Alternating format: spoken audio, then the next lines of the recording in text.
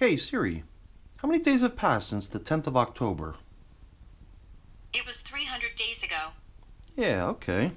That's how I remember it too. Happy 300 days in service to these two systems with the ENCs living in them, European Nightcrawlers, which the last time we checked in on them were 280 days in service. So 20 days have passed since that last check-in. It was at that point in time where we decided that we were going to give them their 25th and final feeding and transition them to a process that I consider as foraging, which means let them just continue working through whatever scraps of bedding and food might remain in the systems to try to nip all that stuff off, hopefully leaving us with some really nice clean castings free of debris. And after 20 days of not checking in, I'm curious to see how they've come along with that process. The other thing that happened last time we checked in on these little guys was that we decided to return plastic coverings. Wow, looks like the plastic coverings have caused enough recirculation of moisture beneath them that the newspaper that was resting right below the plastic has become fair game for the worms to nibble on. Perhaps not so much over here in bin number 2, but definitely in bin number 1. Well, you know what? We're going to get these systems up on the bench, see how they're doing today on day 300. I don't think we're going to feed them. We'll probably just let foraging continue, but I do want to see how they're coming along after 20 days of not checking in on them. So I'm going to get a glove on, get these systems up on the bench, and we're going to see how they're coming along. So let's get to work. So now that 25th and final feeding that I gave them 20 days ago consisted of nothing more than coffee, and I think there might have even been a little bit of worm chow sprinkled in on there. And as we usually do, I deployed a couple of coffee filters as markers to show where we last fed, but it's fair to assume that the paper coffee filter, similar to this one here, resting out here to show us where we last fed, was nibbled away along with the top covering of newspaper. Over here, who knows, maybe we'll still see some signs of the feeding zone indicators. No, doesn't seem too likely. You know, with the food that we give them being placed down the middle, that does suggest that there might be a little bit of additional traffic getting drawn to the middle of the bin as they stumble on the food there and kind of hang out to take part in the meal. The increased worm activity there might result in them doing away with anything right above it, perhaps a little bit more than elsewhere. The other thing I did was I took a coffee filter and included it down in the feeding too. So it wasn't just the coffee; it was the coffee filter as well. So I'm assuming as we plow down through the middle of the bin where the last feeding was applied, chances are we're not going to find any of the last feeding. The only thing we're going to bump into is really old things that are very slow composting items, such as this seed from a mango, and I believe over here in bin number 2 there was also here it is, the stem of a pumpkin. I am very pleased to see how the majority of the material that I'm encountering is castings. Almost all worm castings everywhere. Here and there I find a little scrap of something that looks like it could still be a little chunk of banana stem or something like what's here at the tip of my finger. You know, pumpkin stem, mango seed, those sort of things you would definitely expect to linger on and on and on. And they'll probably still be intact, very much the way we see them today when it comes time to move these little wormies to a new home. This too might be a stem of a banana. But everything else, it seems like they're gradually working down. This looks to me like the chunk of a eggshell. An object that I'm not sure how would have made it into the worm bin, considering its size. Usually eggshell in my systems is delivered in very minute particles. So whatever, I mean, there's no real harm in leaving it. It's just something that's not going to get whittled away by the worm activity in the bin anytime soon. And that's kind of what I'm really after here. Just a quick plow through the feeding zone over here in bin number 1. In bin number 1 we ran a test. The worms, when they were placed into this system 300 days ago, were placed in here at least over here in bin number 1, with something that they were already working on in their previous home, which was a compostable bag. And after that bag had been in service for well over a year, we made the decision to just extract it and do away with the test. And that occurred a few check-ins ago, so what I ended up doing was just extracting the bag and putting it into this little container.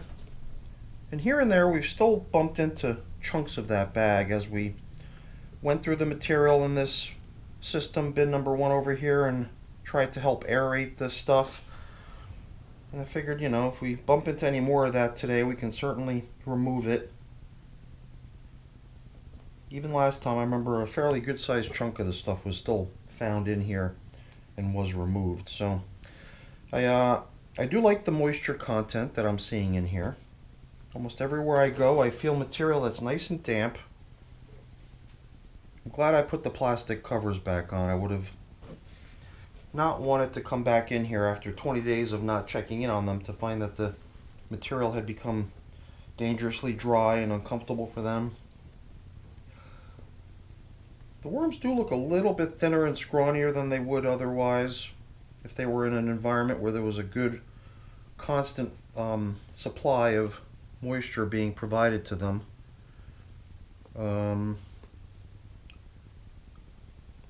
So, you know, I'm not too worried about it, though. I think they're doing okay. This, to me, somehow doesn't really resemble the compostable bag, but maybe it is. You know, there is certain like an appearance to it in a way, and there is a little chunk of this other stuff here. These unusual strips that I've been finding, which I didn't really intend to keep with this collection of what I believe to be compostable bags. So I'm going to remove that strip thing, because I figured perhaps we could eventually end up with a nice collection of material that used to be the compostable bag and free this batch of beautiful castings of that stuff. Because maybe it'll break down and someday it'll just be gone, be turned to castings, but it seems to me like that day is way down the road in the future, and I just didn't want to have that stuff sitting in my castings, because at some point in the future we'll want to use these castings out in the garden, and I really prefer them to just be castings, no other debris mixed in. So I do feel like the stuff, despite having a fairly high moisture content, is very loose and free-flowing, which is awesome. It almost feels like if I wanted to, I could just run this stuff through a screen, and by doing so separate any larger chunks of stuff that might still be in it. So that would be an option if we wanted to harvest these castings in that fashion. Sometimes I harvest my castings by getting the worms to exit the material voluntarily by kind of nudging it over to one edge of the bin and then setting up the opposite edge of the bin with some nice fresh bedding and some foods. And then at that same time allow this material to dry, making it less and less hospitable for worms to want to remain in. So here I see a piece of plastic. Sometimes it is unusual to find certain things in my worm bins, not knowing how they got there. But yeah, I'm still undecided in terms of how to proceed with separating the worms from their castings in the case of these two systems. Did actually think about setting up a horizontal migration feeding zone, which was the process I alluded to earlier, by nudging all the material to one side and setting up some fresh bedding and food for them on the other side. And that's a little bit of a time-consuming way to do it, but it does seem like it's very, you know, it's not very intrusive, so you're not running the little guys through a sieve to separate their casting or through a screen. You're just kind of giving them a place where they might want to stumble on eventually and remain there because it's nice fresh bedding, nice fresh food supply. And I always feel like by doing it that way, it's sort of a voluntary movement of the worms out of their castings versus me mechanically separating them with a screen. So perhaps we'll come back into this pair of European Nightcrawler worm bins prepared to set up a migration of the worms by setting up one of those horizontal migration feeding zones. But today I really just wanted to check in, make sure everything looks happy and healthy, and in the process of doing the examination, inspection of the bins, helping to aerate everything. Also just to verify that the moisture level in these systems is still comfortable enough for the worms to continue doing their work, you know, because without a sufficient quantity of moisture, the worms do begin to become very sluggish, since the oxygen that they need to remain happy and healthy is sourced from the moisture that they come in contact with by just moving around through this stuff. So I am happy to see that the moisture level in these systems is nice and comfortable. So I don't think there's much else to do here. We've confirmed that everything looks decent. We've even managed to remove some stuff.